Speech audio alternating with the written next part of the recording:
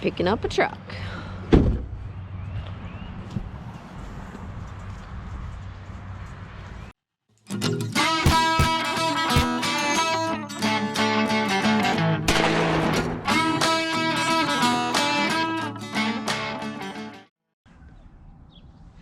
Hey guys, and welcome back to the WTFarm channel, our first generation family farm built from scratch.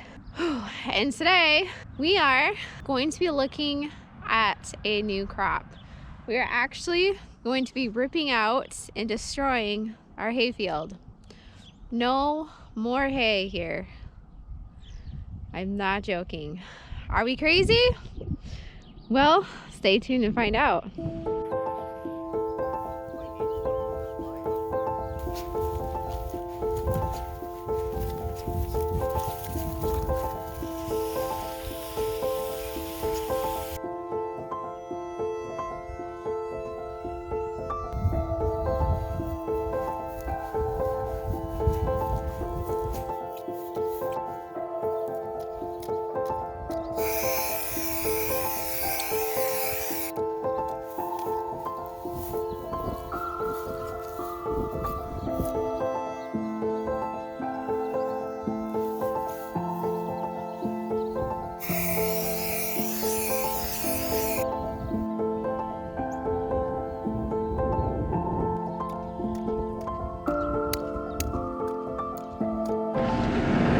So this has never been connected to our New Holland tractor. We have our dinosaur post hole digger. The last time we used this, you can see the videos from ages ago repairing this thing. It was my first experience with the U-joints. It is very worn. It's missing the teeth on the front. Yeah, maybe we should just run a grinder real quick on those once it's hooked up. Sharpen them. Yeah, we could sharpen it a little bit. But the ground is spring thaw, so it should be soft enough to be able to dig with this. Yeah, so because it is a little trickier to connect, it's been sitting, rotting in the grass. So I think we're gonna actually put the PTO link on that because this has got a shield right in the way, right here. And this is gonna be a nightmare to try to connect. Actually, it hasn't even sprung back into place at all. This thing looks like it's shot. So I'm gonna have to free that up and see if I can get that connected. Do you want me to hold that in place for you? Yeah, pull out the...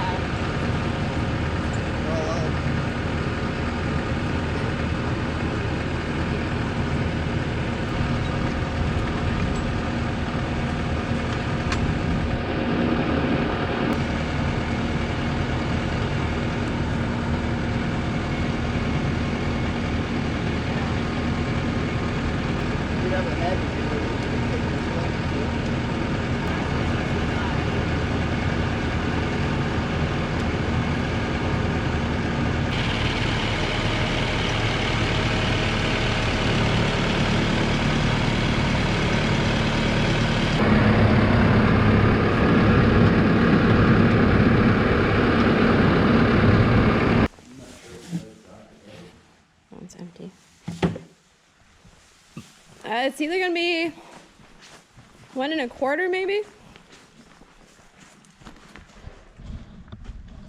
Not the big one.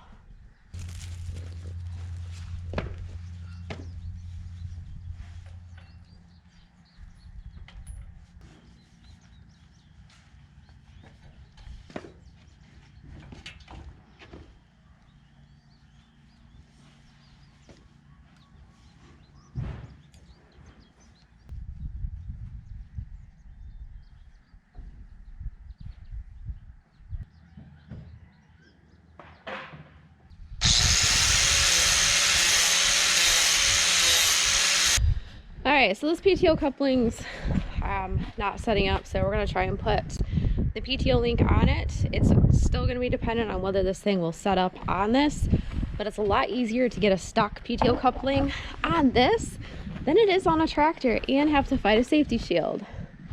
So this, we can already tell, is telescoped out. You can see, push it all the way in real quick. Let's see how far in that goes. Okay, so this is in.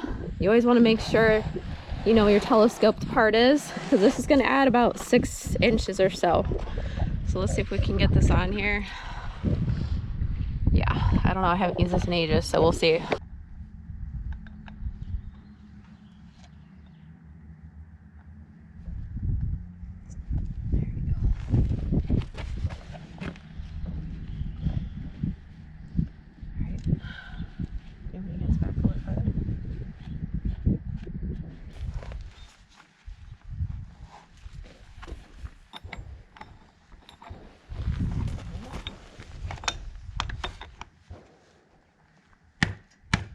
You gotta get those balls to slip. No, they push in on their own. There's a spring. Oh.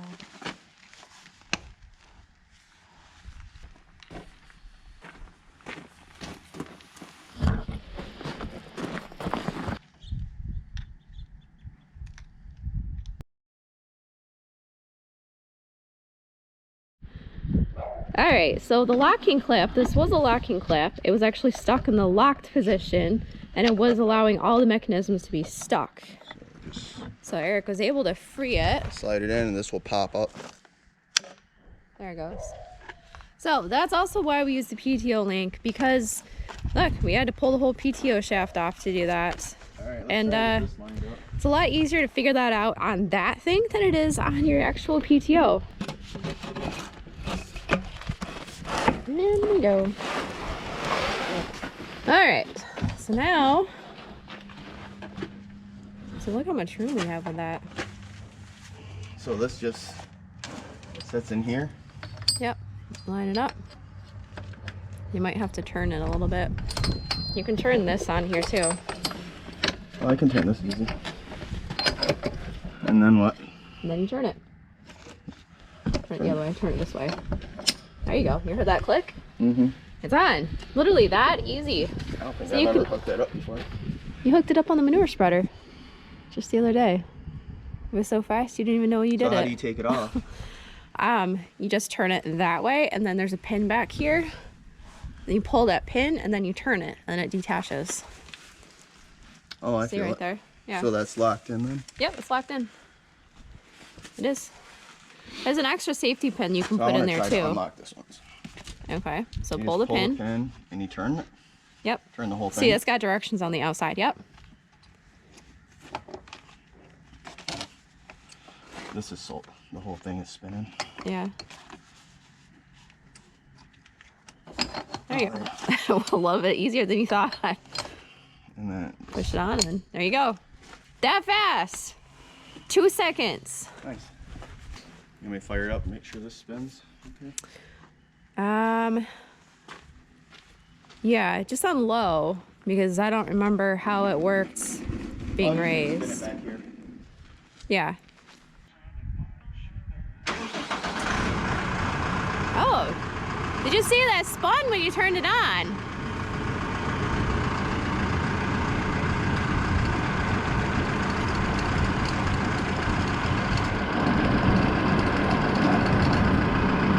Looks good. And so I got to work planting the last few trees I picked up this spring to add to our little tiny orchard. Let me tell you, using this instead of a shovel is way faster and less backbreaking. Highly recommend.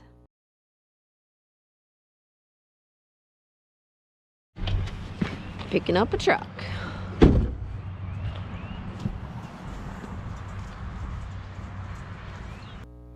Our newest crop was going to take up a lot of space, so we decided the best option to go get it would be to rent a U-Haul. Ideally something 20 feet long or longer. Unfortunately, that didn't go as planned, but we'll get to that a little bit later in the next video. I don't know. That's pretty wobbly. I don't know if I'm gonna even try to drain that sucker. Can you grab me a little hammer? Yeah.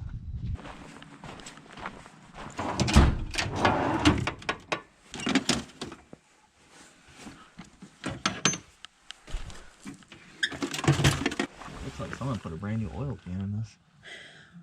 Maybe it's possible they could have biffed it going through the woods. There's 2 bolts right back here. I see you wiggling around, and then I see your glove, and I'm trying to figure out what's happening. Alright. The hammer's so close to coming, like not be able to come out with the brace. There's a transmission brace right there too. I don't know.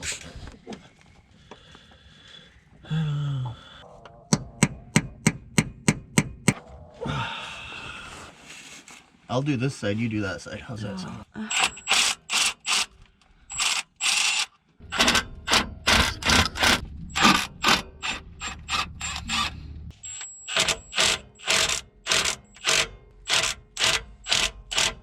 I can't see it at all. There's 1, 2, 3, 4, and then a couple in the back.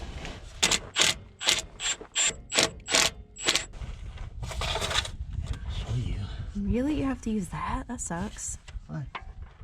It just goes into a socket on this thing.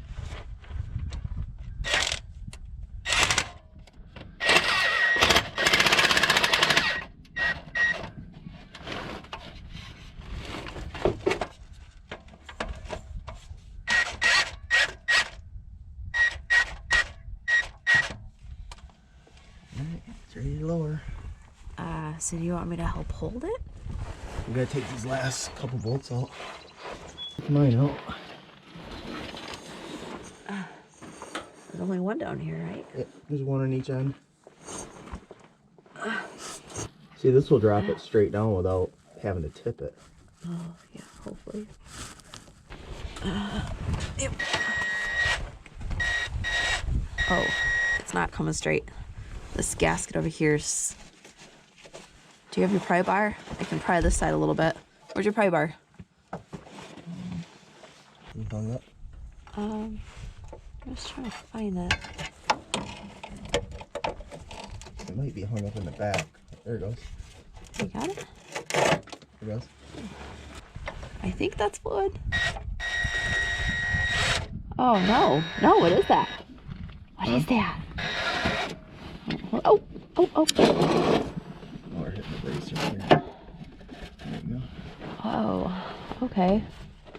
That's the filter right there. Oh. Yeah, I saw like the leg of the filter, and it was just pure solid shiny black, and I thought it was like dumping more into And it. that thing worked good to dropping it? Well, so far, yeah.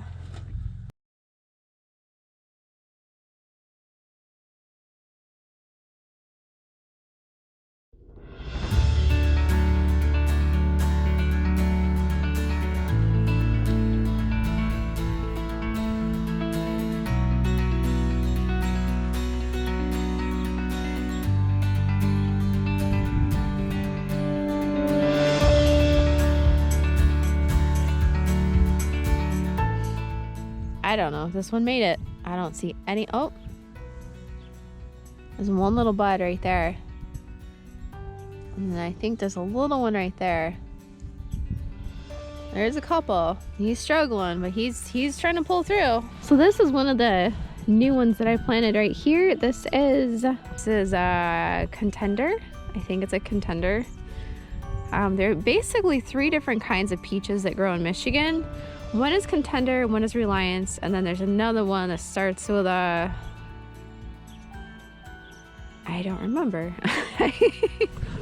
That's the problem. I can't remember. I did not write down what I was growing, and I should have. Anyway, so this is one that I just bought this year. You can see already the buds are starting to pop.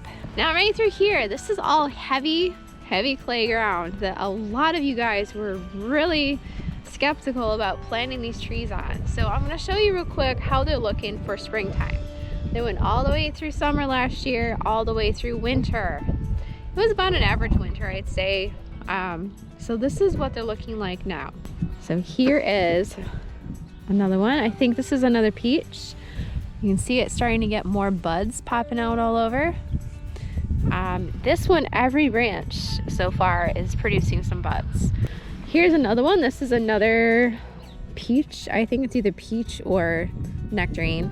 You can see right here, it looks like either somebody came through really fast and snapped that, or somebody chewed it. And I'm not sure quite which. That wasn't from me pruning it, I'll tell you that. But every branch here looks like it's getting some nice little buds on it. This one, same thing. This one's looking good.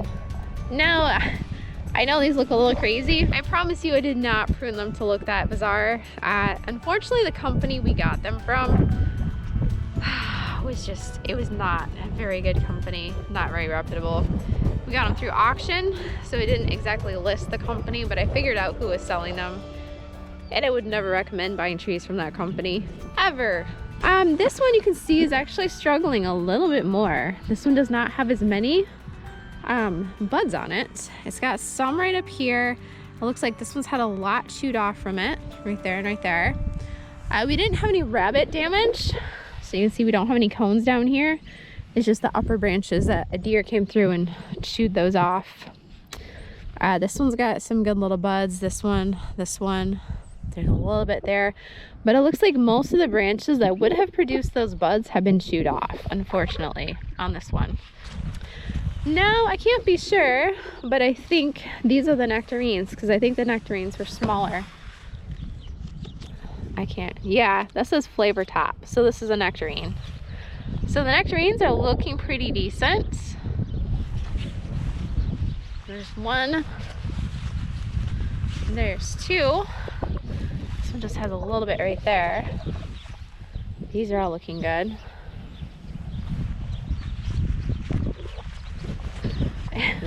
They're all looking a little crooked too. I planted them straight, I swear, but obviously it didn't stay that way. And this one is the littlest guy. You can see he got chewed off right there, right here, right here. There's another nectarine. He looks pretty good. Another nectarine. Looks pretty decent. And I don't think this is a nectarine. I think this might be a plum. I think this is a plum because the branches are much different. You can see he's even starting to put out, these are leaves, and then right here would be the flowers. So he actually isn't going to have a lot of flowers. It looks like he's going to be mostly leaves. This guy, on the other hand, despite the fact that he looks like he got murdered, he's actually got a lot of little tiny buds for, I think, flowers. So this one right here would be a leaf, and the round ones would be flowers.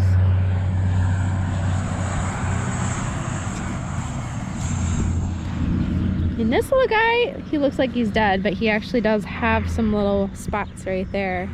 So he's not doing very well either. And again, he's just, I mean, who even thought to prune him like that? I cannot even fathom this. All right, and this is our last one. This is our Italian prune. And this one's looking pretty decent. He's got some little buds popping out here. Then here's another plum that I planted because I thought I didn't have enough plums for some reason. This one's got lots of flowers all over him. Look at that. Here's one of our pears. It's got a couple little buds, not a whole lot. And then here's our other pear. So one is a Bartlett and the other is an Anjou. And I don't know which one's which, but you can take a guess. Look at these, are getting huge.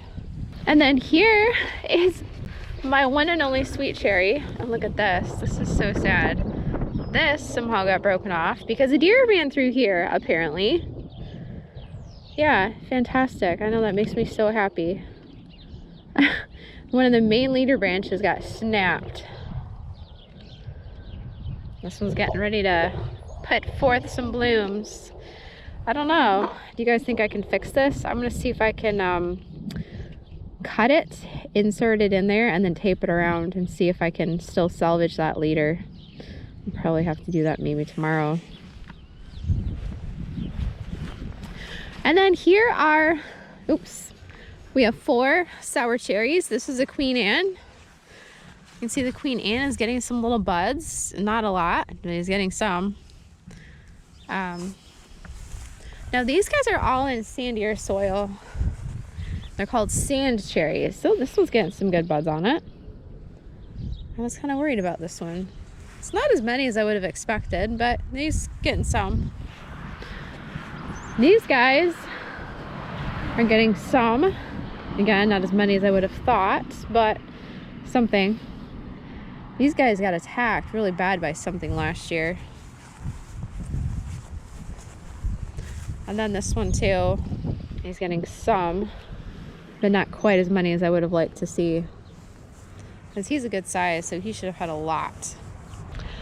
Oh, and then I have one last surprise for you guys. So, I don't know if you remember, but in our front yard, we had a drainage ditch that always flooded over with water and became kind of like a swampy pond. For years and years, we wondered what to do with that area. Do we dig it out and make a nice, beautiful pond out front that would look amazing? Let's be honest. Or do we fill it in and make a big horse arena? That would be pretty sweet too. This year, Eric decided that we should fill it in. So, as it happens, not only are we getting wood chips dropped off for our trails, we are now getting free loads of dirt dumped off here. And then Eric has been pushing them all back into the pond to fill it in. It's definitely the year for projects because this is one of those things that Eric happened to catch the road crew outside just down the road from our house, and they were getting ready to rip out the road, and he's like, hey, if you guys need a place to dump all that stuff, you can dump it out at our house. And so they happen. They've been doing lots and lots and lots of dumping, and Eric has been doing lots of moving. If you guys would like to see more videos of Eric moving dirt, put it in the comments down below. I'm sure he'll be happy to grab the GoPro and stick it on the tractor. But that has to be filled in so that we can plant the rest of our new crop. Now this new crop stands to earn us a lot of money per acre. A lot of money per acre. But this crop, unlike most, is a 7-year gamble. So with this particular crop, you have to plan for 7 years. You have to plant for 7 years. And for 7 years, you do not get any money back on all the money invested for 7 years.